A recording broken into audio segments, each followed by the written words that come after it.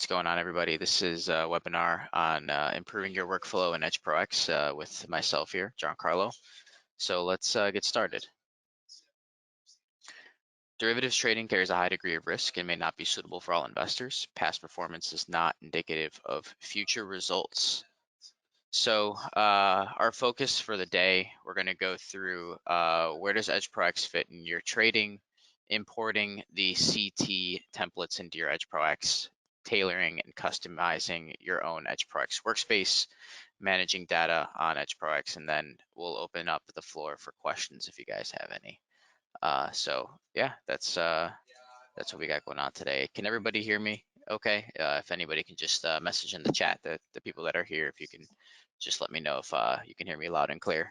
Yep, you sound Awesome. loud and clear to me. We've Okay, got cool. a Yeah. whole bunch of yeses coming in there, a little bit of a delay. Yeah, okay, cool. I was like, oh man, am I talking to myself here? Nope, you're all good.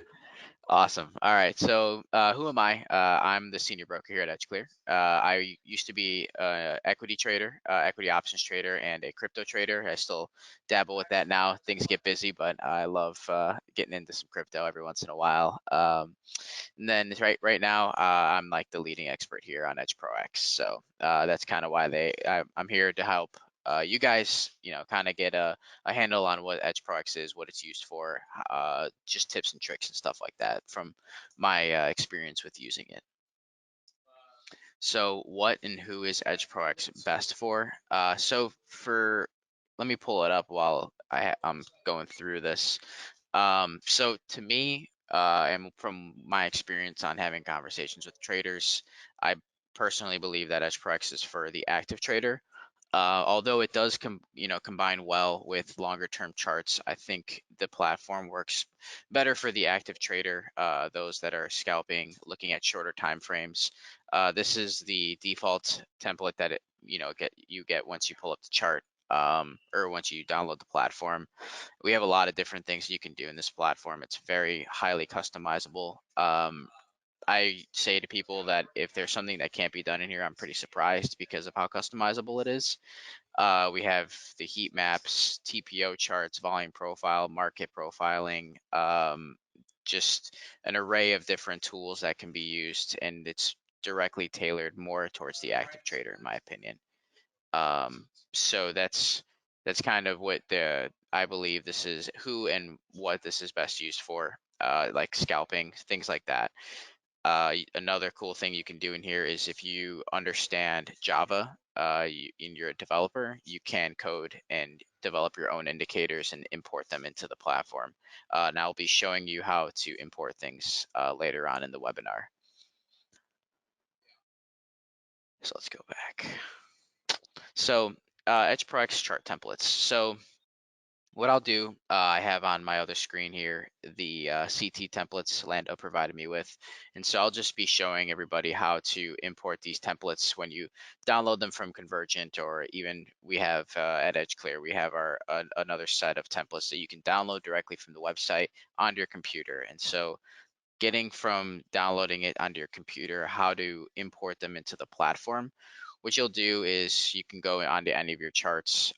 You'll just head up to the file, and then what you're going to do is you're going to go to chart and then hover over template, and then you're going to head to manage templates. So then here you're going to notice you're going to see an import button. Once you select the import button, you're going to see the file open up on your computer, and that's when you can select the 5 or whichever templates you want to import into your EdgeProX.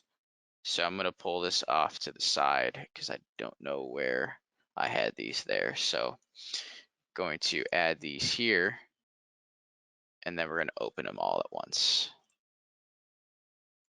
So now you'll see I just hit open and I added all 5 of these. So EPX, active trading, heat map, intraday, order flow, relative delta, and TPO. So now that these are all added here, all you need to do now is you can essentially just close this down, and anytime you want to pull these up, there's 2 ways you can do it. You can right click, go to templates, and then add whatever respective template you would like to add. Um, if you're good with hotkeys, you can get rid of some of these redundant templates that are there by default, and that can be done just by going back to the same area. So chart, template, manage templates, and then what I'll do is I'll delete these here at the top since we have our own templates here now. Go through, delete these, and then when I go back, you can actually upload the templates through hotkeys. So for example, if I go to the templates, I can upload the EPX active trading with Alt 2. So if I am just pushing Alt 2, select yes, because I'm going to be deleting these studies here. Oops. It'll then pull up everything that you need. I don't have the cloud notes there, but if you are a member and you have the cloud levels, that's why you see this error here in the background. I don't have that downloaded onto my computer, but if you do have it downloaded, this won't appear on your computer. So let that And there load. is instructions in the Help Center guys on importing both the chart templates and for your stock zones and cloud levels. So if anybody needs help with that, just always check the support channel or go to the Help Center.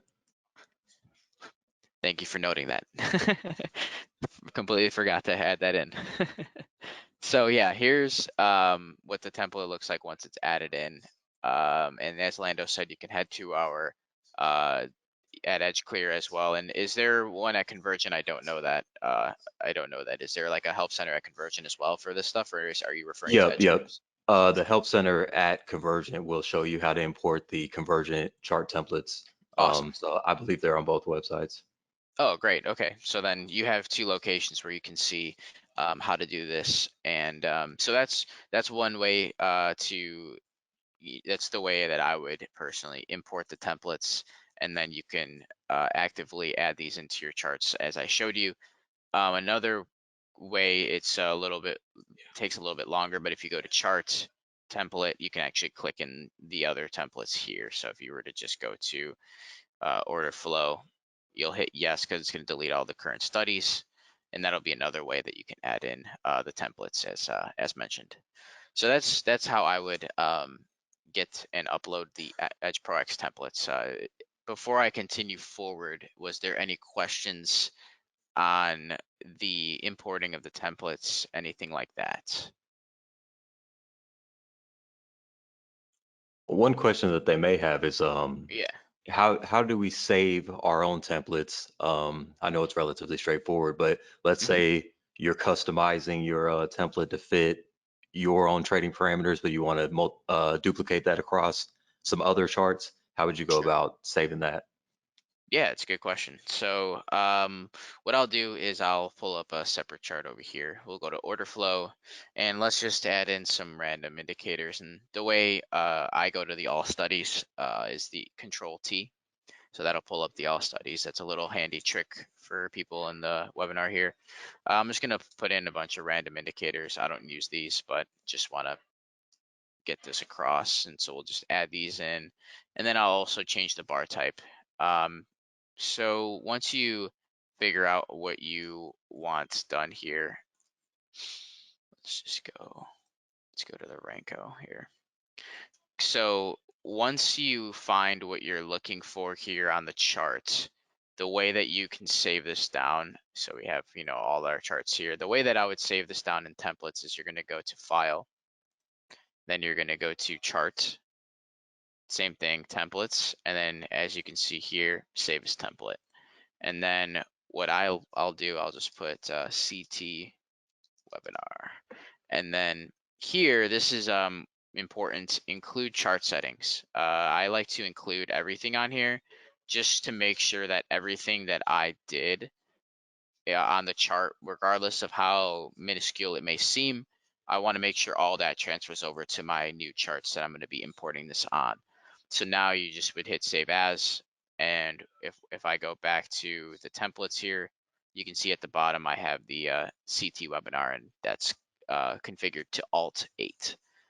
So that's how you'll save down your own templates. Awesome, looks good. Great. So I know you had some a little bit of tips and tricks for us just in terms of navigating your charts a little bit faster. So let's jump into I those. did. Yeah, absolutely. So, what I had and what I wanted to show on here, one of the first things that I wanted to show was if you didn't want to have, so for example, if I didn't want to have, multiple charts here. So for example, I can pull up and have four charts on my page here. Let's just do CT. And if I open this up, you have now four charts. So it's cool that you have four charts here, but what you can do to filter between multiple products at once. So you can link all of these together, have four different charts with four different uh, time frames on them, and have different and change the products on them relatively quickly. And what I wanted to show you is how to change those products quickly, and that's through a watch list. So if I go to the active trading here, and what you're going to do is you're going to go up to the top and add a watch list. So I have my own watch list here. I just called it GC indices. And so it's just got two different products here. What you're going to do is you're going to take this and drag it down to the bottom. So it takes up half my screen right now, but all I need to do is just fix this so that it doesn't take up so much space. So at the bottom of my screen, I have these two products here that I like to look at and trade a lot. And so if I wanted to change from the ES to the MNQ, I can just click that, and whatever I have up on my screen will automatically adjust to that. Same thing with the MYM. So just click on that, it'll pull up, and then I can trade my the MYM and the MNQ and just filter back and forth between those. And having the watch list up, if you have four charts or six charts, you can go through and change much quicker than having to go up here and type in MNQ Z2 and then change it. So it's a little tip that I like to show people on here. If you have like these, 8 products that you trade and you just want to filter through them quickly, and you can even see here at the bottom, you get, your data will flow and show you all the different things there at the bottom as well. Um, one other thing that I wanted to show was, so if I pull up my depth of market, this is just something minor, but also pretty handy, is there's actually DOM templates. Not a lot of people know that, and I wanted to make sure that I showed everybody about how to save those down. So in the top right here, you're gonna see this the cogwheel and then the lock button. In between those, whatever you add to your DOM can also be replicated and added in across multiple charts and whatnot. So this is the default layout of it, so notes, orders, bid, and ask. But if you reconfigure this in any way and you want to replicate that across multiple charts, you can actually save that down here in the same way as you would. So you would just save as template and then save it down as so. So we can just do CT again and save as. And now here we have the CT DOM, and then I have my own that'll just automatically update and fix it for you. So if you're looking to, if you want to have things saved down on your computer, and everything you're saving here, by the way, the templates and all of that will be saved onto your computer. So for whatever reason, if your computer, if your computer goes down and you don't have, and you have to download the platform in the default state for whatever reason, you now have a way to import the templates and add everything in relatively quickly. I would say this having all of this information saves you hours of time. And so that's just two things that I wanted to show on here that uh, could save you some time. Another thing too, at the bottom here, I noticed that you have another default thing that can be changed, is if you're primarily scalping and you don't need all these extra 1 month, 1 week, 1 day times at the bottom, this is here to filter between multiple time frames relatively quickly. And so you can just hit 2 minutes Now it'll update to the 2-minute chart and so on and so forth. But as I mentioned at the beginning of the webinar, I feel that this is primarily for people who are actively trading. And so I feel here at the bottom, it would be best to configure these so that it's more of a shorter time frame rather than having these higher time frames. And so the way you would do that is you would just go to the charts, the chart setting at the top, hit chart, and then you're going to go to the, let's see, I believe it's here, which is the bar sizes. So this is everything that's going to be at the bottom of, that will show up at the bottom of the screen. And you can add these, delete these, and configure these in any way you would like to, so that you can stick within time frames that you like to trade. And then the other way too is if you, I believe if you right click here, you can actually just remove it directly from there as well. So there's 2 ways there that you can do that. Generally speaking, this is the easiest way. So you can just go to configure, it pulls up the same thing. And then here I can go through and just delete, let's just say these 3 or these handful here, remove. Once I hit apply, this is going to update on all my charts now. Now I'm constricted to those handfuls of time frames that I have there. So I just thought those were some handy things. But if there's things that people feel like they're struggling with or would like to see, just shoot it in the chat and let me know. But Lander, is there anything that you can think of that you feel would be good to note? Yeah, well, we have somebody asking what's the best way to use EPX with multiple screens, and so I would guess probably taking out a floating chart.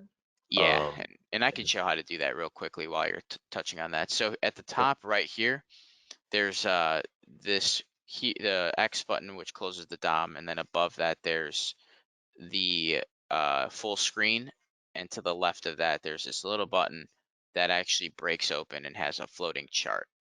So now this chart, I have a huge monitor to off to the other side of us, and so I can take this and drag this off to my other monitor, and now you can configure this completely separately, and all else applies. You can see that you have here, you can add in all the different templates like you normally could as well. So everything else would apply. And so if you have 2, 3 monitors, I would say breaking off and using the floating chart is the best way. Yeah. Cool, cool. I think we have some people confused about the scale of this footprint here. Can you adjust the scale on the chart? Not that we're looking at the footprint, but just Yeah, yeah, it's a no little worries. condensed. Yeah, I got it. I'll fix that right now. Is that what you were saying, or zoom in? Yep, yep, perfect. Yeah. Didn't even realize that. There we go. And that's another cool thing. If you're like all over the place like this and you want to kind of snap everything back, I clicked on this auto scale. The auto scale, I like to just double tap it. I leave it off just so I have free reign of the chart. But having, let's go here. Double clicking it though just kind of snaps everything into like a perfect frame, which can be helpful if you're looking back in history or something and you want to snap the chart back to the current time frame. There's actually 2 ways to do that. So if you want to jump back in time, there's actually this little calendar that's pretty small here on the bottom right corner. I can click that and it'll actually pull up a date, and I can go to a specific date that I want to see. So if I want to go to like June 7th for my birthday, I can actually just click on that, hit OK, and it should bring, you're not going to see anything, by the way, because the data obviously doesn't go that far back in the indicator settings that we have. I have it configured that way specifically. But if I wanted to go back to the front now, I would just click this arrow and it'll automatically snap me back to today. Just some other things too, if you're more of a person that likes to go analyze historical and then go back as well, since the platform can handle um, going back and more of a swing style trading as well. Just to throw that out there. Cool, cool. One of the items that we had a lot of pre-submitted questions about and something uh, that we were planning to cover today was managing data. So if anybody's having issues in terms of troubleshooting their data or I think even you wanted to touch on the contracts, continuous contracts, and perhaps rollover. Yeah. So let's go ahead and jump into that stuff. Sure. So I'll start with the data and kind of managing data, and then I'll jump into rollover. But to start, so if you notice, I saw at the in one of the questions, people were asking, it's downloading a lot of data. MBO data generally has a lot of information in it. So if you're pulling up a chart that's, like a Ranko or a tick, you're gonna notice it's gonna load a lot. It's gonna load for a little bit, especially if you're wireless versus wired, or you're on like a laptop relative to a desktop.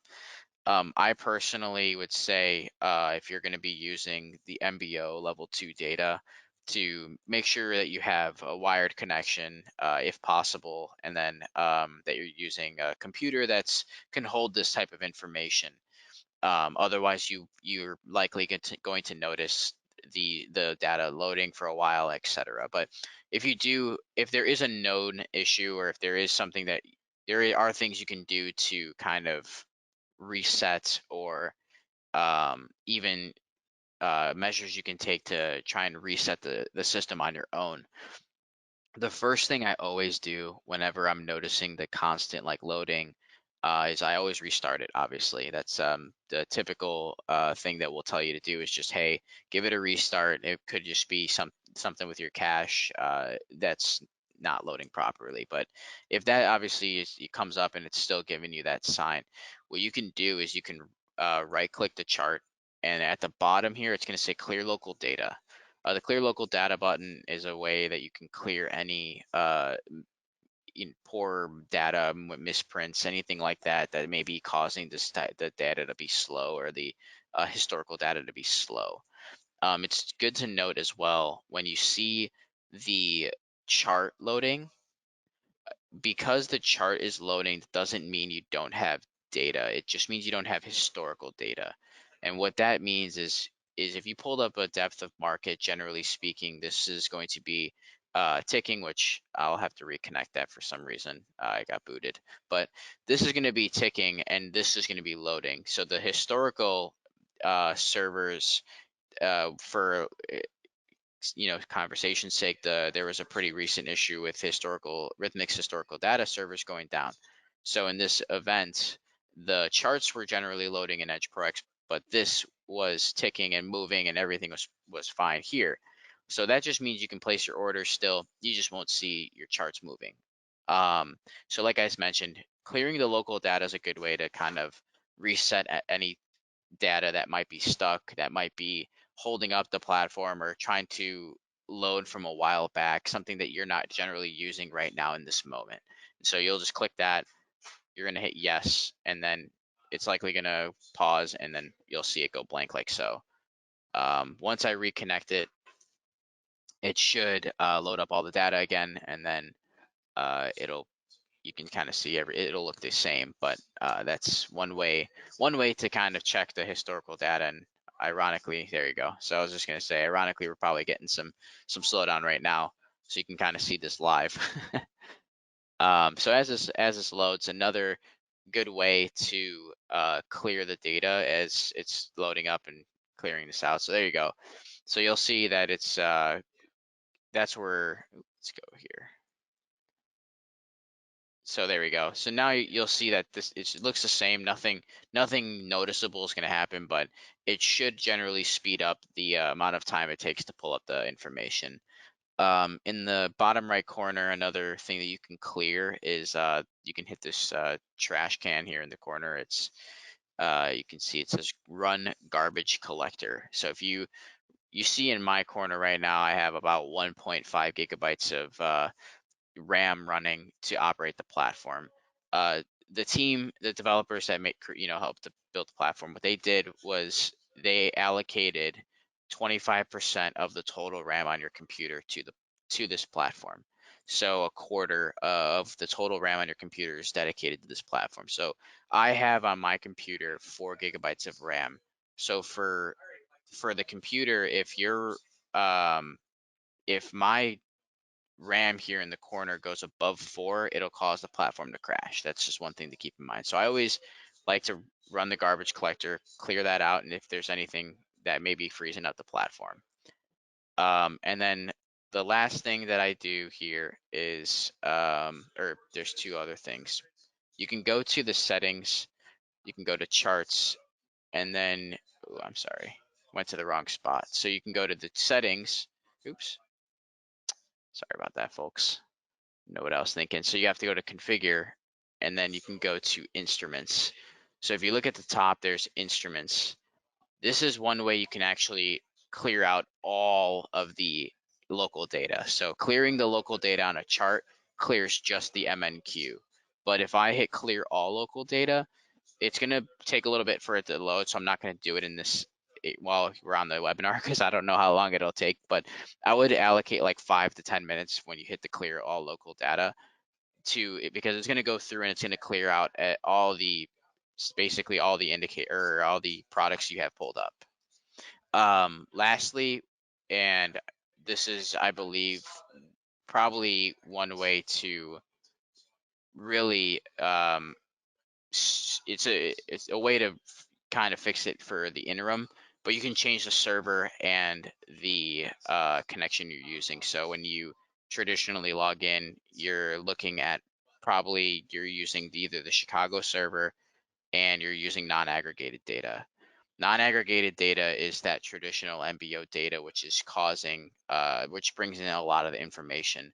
If there is a historical server problem, we recommend using aggregated quotes for the time being because it allows the computer to load up the platform faster, generally.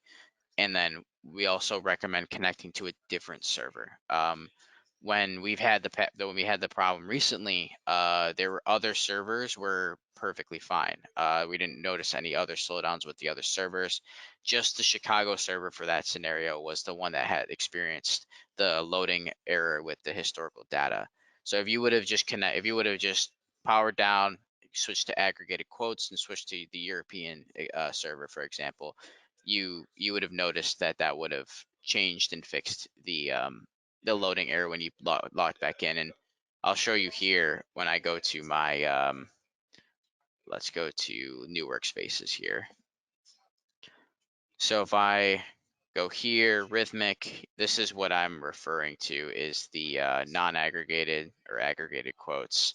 And then when you log in, you can see the different servers as well. So that's one thing you can do. Something else that's good to keep in mind here is, I don't know if you noticed, if anybody noticed this, but you can actually connect IQ Feed. If anybody's a subscriber to IQ Feed, you can actually connect IQ Feed to EdgeProX. That's another thing that if you have problems with CQG or Rhythmic, you can actually connect the historical data to IQ Feed, bar charts, or eSignal. So if I were to connect to IQ Feed, you can put your username here and hit OK, and then your historical data would be pulling from IQ Feed, and your live would be pulling from Rhythmic, which in that past scenario, you wouldn't have had to worry about anything with the historical data servers with Rhythmic. So yeah, I don't know if if anybody that probably sparked a lot of questions, but I don't know if there's any questions about the data. Yeah, somebody's asking, is it possible to connect a source for stocks or equities data? It's a good question. So I know off the top of my head, IQ Feed does allow for stock data. So theoretically, you would be able to pull up historical data for stocks, but you wouldn't be able to execute on them because, or at least not with EdgeClear, unless you have a different brokerage account somewhere where you can plug that into, or feel like you're trading at a prop or something like that. I don't know, but as far as I know, what you can do is pull up the historical data for stocks using IQ Feed, since that is compatible. Um, that data is compatible in IQ Feed. Cool, perfect. What about using the continuous contract versus the actual front month contract? Yeah. So what I so this kind of ties in with rollover too, so I'm glad you brought that up.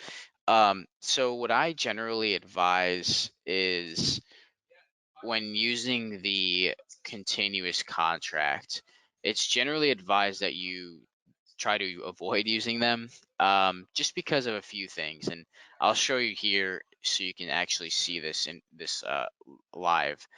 But when I pull up the let's just do at MNQ.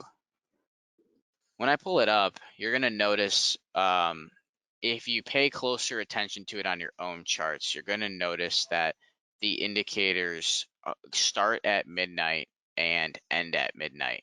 So they go midnight to midnight. The reason it does that is because it's a continuous contract. So there is no break in the data. It's meant to be continuous. And so it starts at midnight and ends at midnight. And as you can imagine, that causes some um, difference. It causes a pretty big difference, in my opinion, in the data you're looking at when you're looking at an at MNQ versus an MNQ Z2. So if you're doing your analysis, the data is actually different. So personally, I like to not use the at symbols because of that reason. But an even larger reason not to use them is because the at MNQ and all the continuous contracts or at symbols in front of them are going to be pulling expiring contracts. So we just had rollover pretty recently, and um, if you were to click in a trade on the first day of notice on your at MNQ chart, you would actually have been trading the M2, not the Z2. The continuous contract symbols don't automatically roll, and you can't roll them here. So if you notice, if I right click, there's not the option to roll these contracts. So you have to wait for the symbol to expire in order to trade the front month contract. So you often notice a lot of problems around rollover, and that's generally because you're trading an expiring contract. Um, and so if I go, for example, and this is, I guess we'll tie this into rollover. If I go, or let's just use my little trick here. If I go to the MNQZ2 and I right click the chart, you're going to notice I have roll to next contract. So that's one reason why I like to use this, is because after I have all my, my quarters worth of information and analysis, you can actually just hit roll to next contract. And now you can see here, I can roll everything on this chart and roll it to the MNQH3. So now I can literally just take everything that I just did and roll it right to the next contract, and it just comes up and running and ready to go. And then you can even see here adjust method. So now you can adjust how you want it to adjust once it's rolled over. And I'll show you the roll settings as well, after after we finish with this section. But um, that's just two things off the top of my head that cause a little bit of some problems with the at symbols. But if you really do enjoy using the continuous contract symbols, it's better to use them and you don't mind the difference in data and whatnot. In my opinion, it's probably best to use them when the contract first rolls.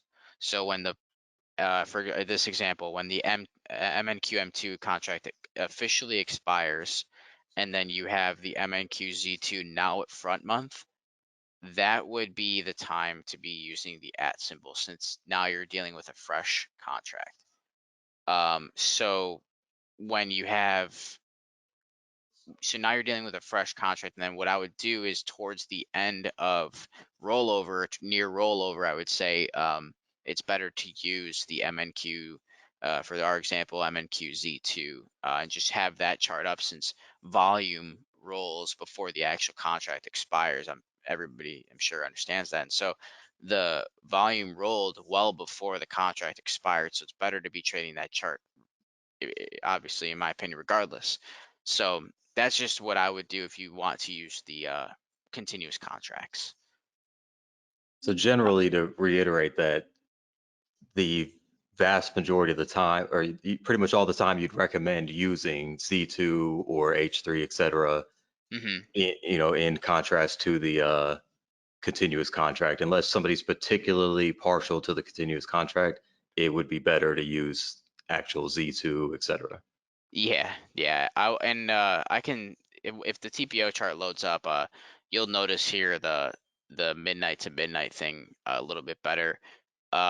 So yeah, even just adding in, if I right click on a at MES chart, there is no there is no regular trading hours or extended hours. So if I right click here and and I uncheck to show extended data, after it loads up again, everybody will likely notice the difference in my charts. But if I have an at ES symbol, for example, if I right click and uncheck to show extended, nothing's going to change. It's going to be as if nothing happened. And so that's just the reasons why I make all these comments. So, or all these suggestions, I should say. Yeah, that actually makes great sense. We've got some questions on that in support before about the extended trading hours and regular trading hours, and I actually didn't know that that was a issue with the continuous contract, so that makes perfect sense. Awesome.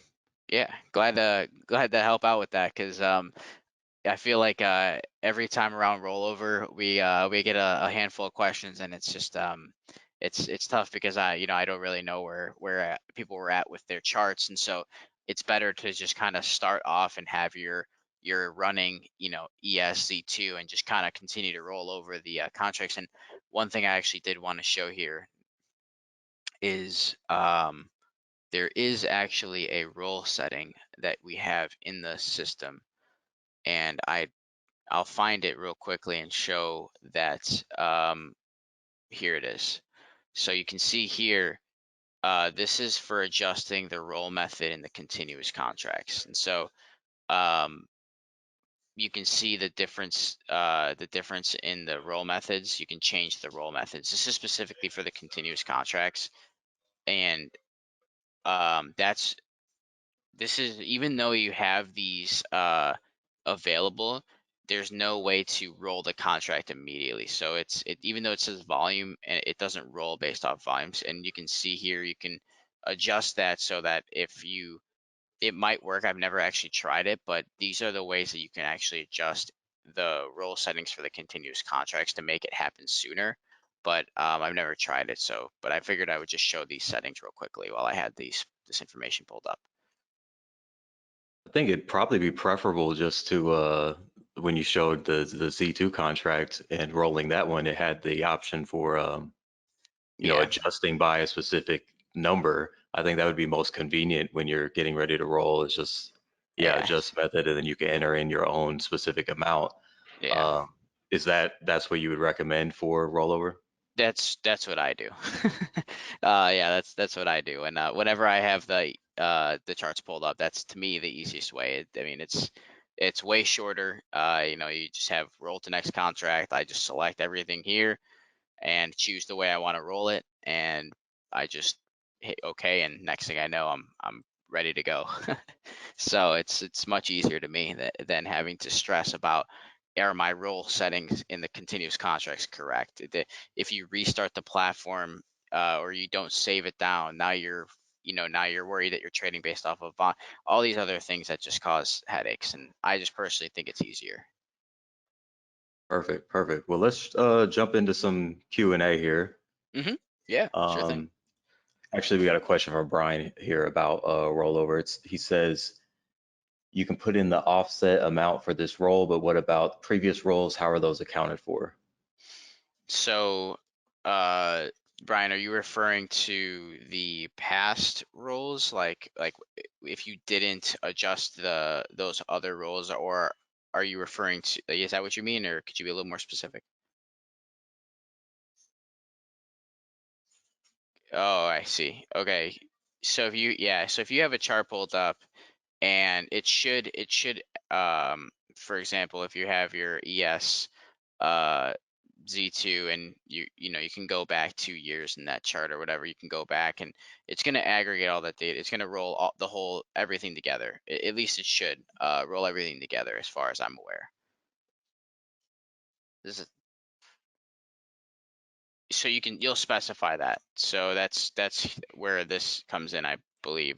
So you can specify the how it rolls here. So your adjust method would be either the specific amount last closed or unadjusted. And that would essentially take all the data and roll it forward. Yeah, correct. For each role.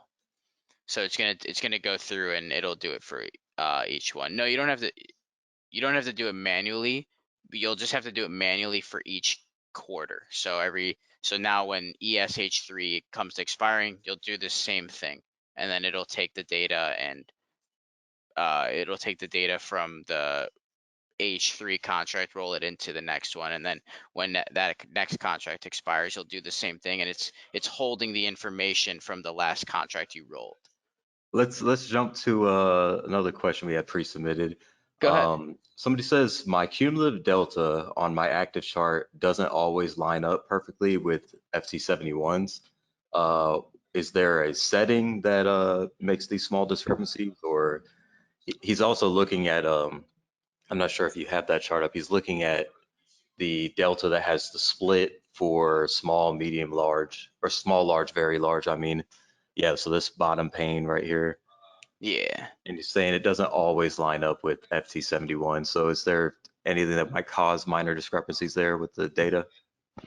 So when we set these up, if you just upload them, what I would check is making sure, so these should be, as you can see here, 1 9, 1099, 100, and then, so these are what he sets as a default, but as far as I'm aware, it could be timing, it could be, I wouldn't know why there would be like small discrepancies, but uh generally speaking though, as long as these are the the same, so 1 9, 1099, 100, and then you have, the 99,000, you can set these to whatever you would like it to be. The general idea is to look at these and try to capture where the small lot, large lot, and very large lot are.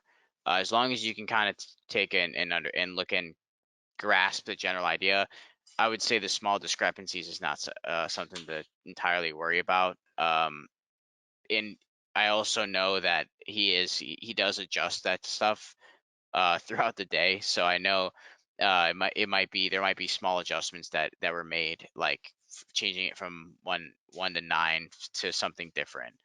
So I would just keep an eye on two things: is looking and making sure your numbers stayed the same when you uploaded them, and that if you made any changes, I would just change them back to these numbers.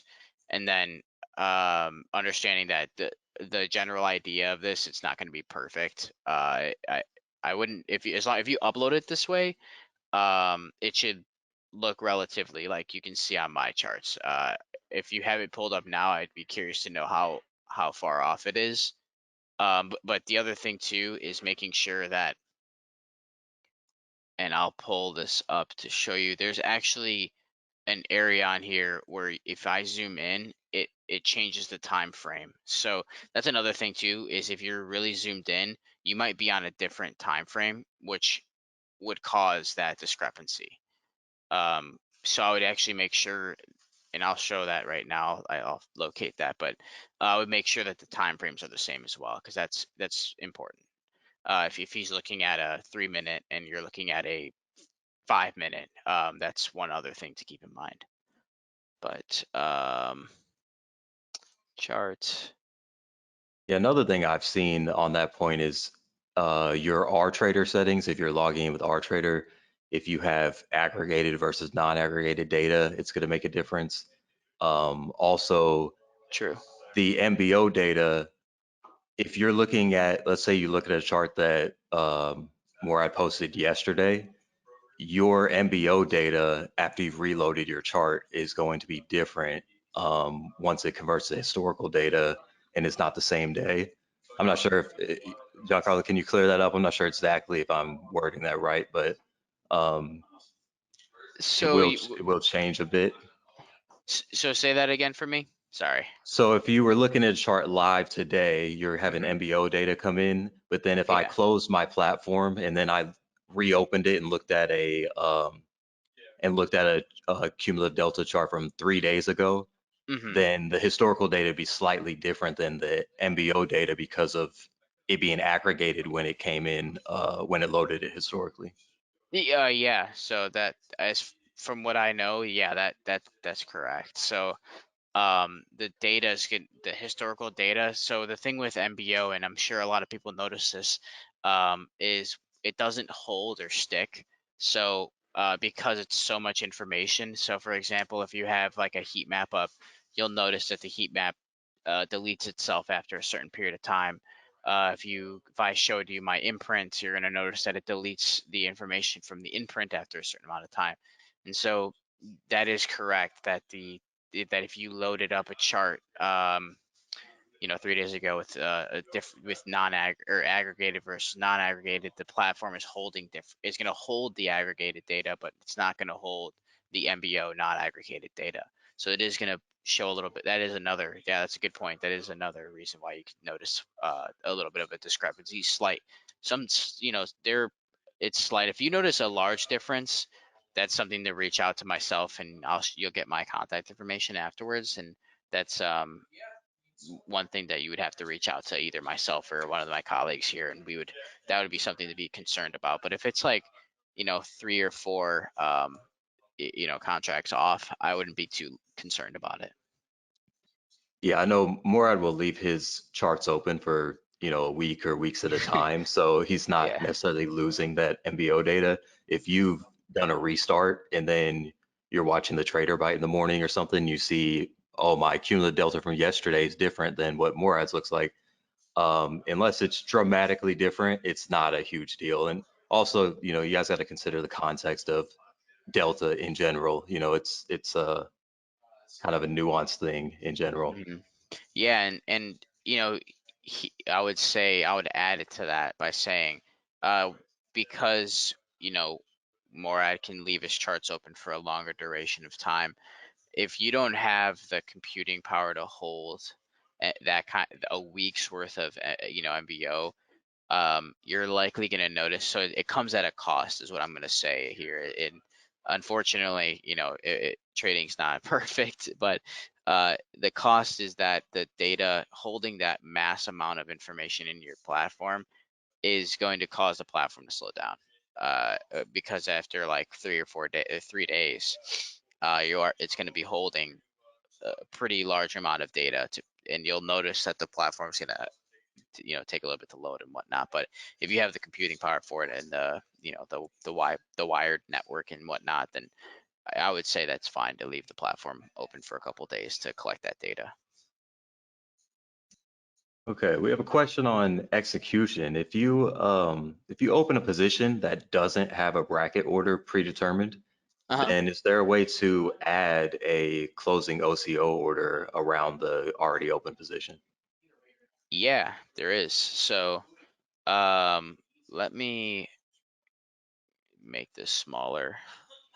So let's say I buy at market and I'm like, oh man, I forgot that I'm in the, I forgot to put in my OCOs. You can just turn on the OCO brackets. So now they're on, and I'm just gonna hit the little paste button. And so now my stop and limit go in. And then if for example, this is not where I want it to be, you can just stretch these and move these to where you want to. And so that's one way to do that. I believe you can actually, so if we cancel and flatten all, so if I go in to, for example here, if I hold the control button or the shift button, you can't see it, it's pretty small here, but it changes the order type. And so you can actually go in to the general orders, and you can actually change the order types based off of the keys you're holding down. So I have OCO stop. You can also put in a OCO limit. And so when I hold the control key, it's actually going to put in, and I got that error message because it's obviously it was a stop order, so it wasn't what I wanted to happen. But um, so I actually can place in stops that way as well. So if I'm here, I can just place in stops and throughout the DOM here, and that's one way to do it. So yeah, so you can see that here, how that happens. But that's how I would paste those in. It's just going in and pasting them in here at the bottom with the paste button, or going into the orders and changing the OCO stops and just going in and clicking in the stops and limits on the actual chart itself. You can just go in and click those there. And so now you have your stops and limits there, but obviously those aren't connected. Yeah, that's actually simple enough though. That paste feature is very actually very convenient. Yeah, we Um, used it a lot. is it possible to add, so the toolbar on the left side of the chart, hmm is it possible to add customizable specific tools to there? Oh, on the left side here? Yep, yep. So Oh, yeah. how can you adjust the tools that are present on that toolbar? So if you go to the and so you'll notice there's tools here, here, and then there's another set of tools somewhere that I don't have. I probably deleted. But if you go to the settings, you can actually go to there's a toolbar setting. And so if I wanted to adjust the left side, I would just click the left here. And now you'll notice that it gives me all the tools that you're looking at on the left here. So you can either delete them straight from here, just basically get rid of it. So now my support line is going to go away. Oops, I don't know where that went. There we go. So the support line should go away over here. And then you'll also, let's just get rid of one more thing so you can see the difference. So let's just get rid of the horizontal line as well. So if I get rid of the horizontal line as well and I hit apply, you'll notice, I don't know if you could see it, it's kind of small here, but um, I adjusted the toolbar, and you can adjust that there to answer the question shortly. You would just go here, or I'm sorry, toolbar, and then choose the toolbar that you want to adjust. So you can adjust the top, the left. So if you want to do the top, you can go through and really configure this to how you want and what you want to see.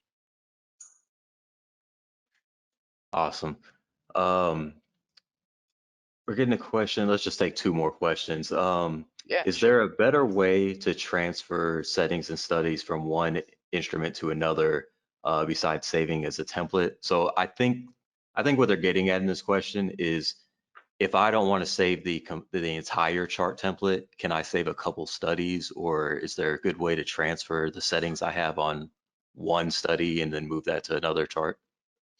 So like specifically like an indicator you're referring to, like if you have like specific in like settings in an indicator, is there a way to add those that like add that over to another chart? Yeah, let's say one of those VWAPs there or something, if you wanted to take the settings from that VWAP and then just add that individually to another chart instead of copying the whole chart. Yeah, let's see here.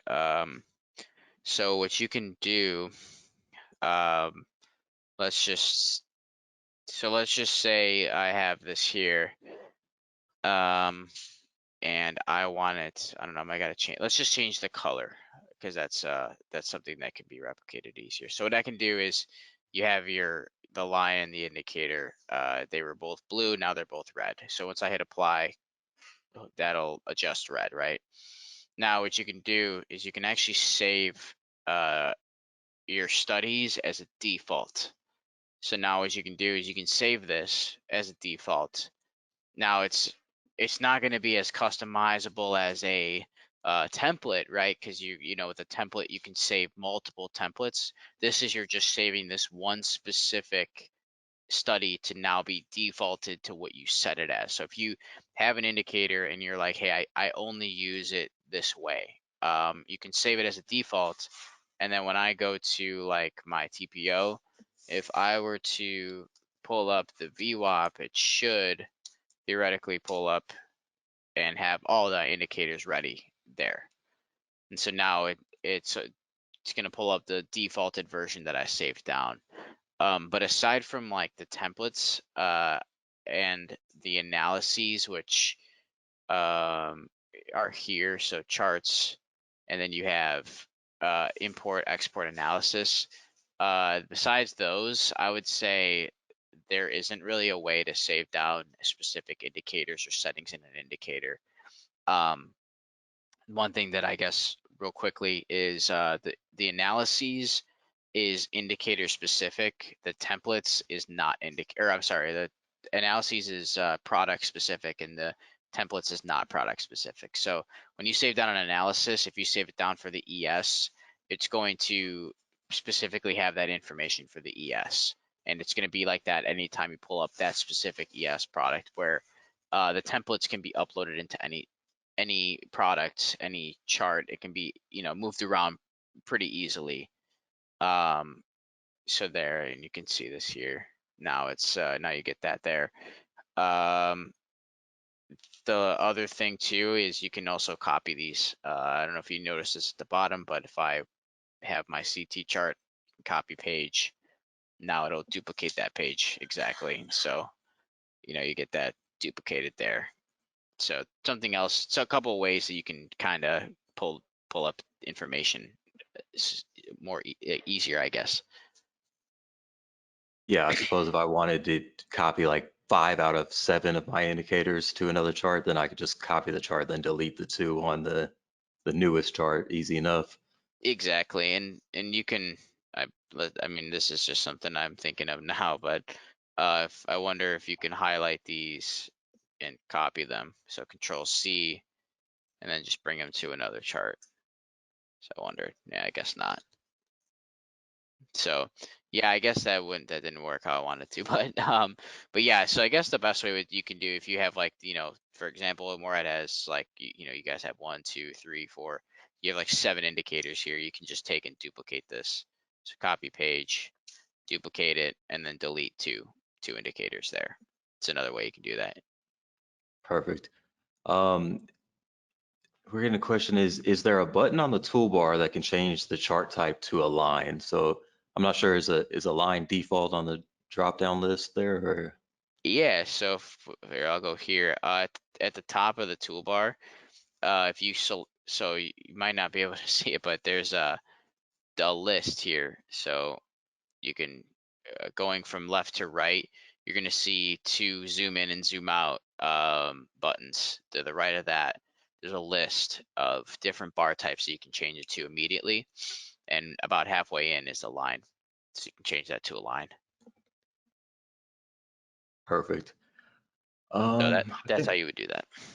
think that covers it for Q&A. If people have any questions or want to get a hold of you, where should they go?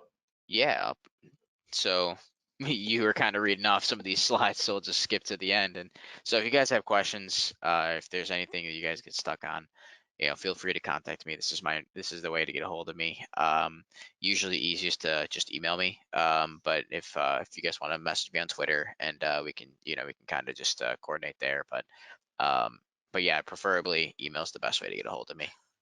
And you probably have noticed me from some of the other videos that I've done. But I also have a bunch of other videos on YouTube. So if you guys are new to Convergent, new to EdgeProX, I highly recommend checking that out as well. The EdgeClear YouTube channel has a lot of stuff that can help you out. Yeah, also shout out to the EdgeClear's Help Center and Support Center. There's a lot of stuff there on EdgeProX topics. I know a lot of people at Convergent, are mostly focused on our website, and sometimes you don't want to make the journey over there to dive through the EdgeClear stuff, but there's a lot of important and useful stuff over there as well on EdgeProX that Giancarlo's done a great job at putting together. Hey, don't give me too much credit. I think you did some of those videos as well. Yeah, yeah, early on I did do a Yeah. few of them. I did do a few. But yeah, Awesome. that wraps up everything. Guys, we really, really appreciate Giancarlo coming aboard and Appreciate it. discussing EdgeProX with us today. The nation's leading expert on EdgeProX. So we've been in good hands today. Really appreciate it. And thanks a lot. Yeah, anytime. Pretty cool title you gave me there, Orlando. I'll hopefully I'll see you guys Actually, around. I think it's the world's leading expert in Oh man, EdgeProX, actually. that is quite a title. I'll take that. I'll take that with pride. It was good. It was good being here with everybody. Thanks for having me. Have a great rest of your Wednesday. Cheers. All right. Take it easy, everybody, and we'll see you in the chat room. Bye.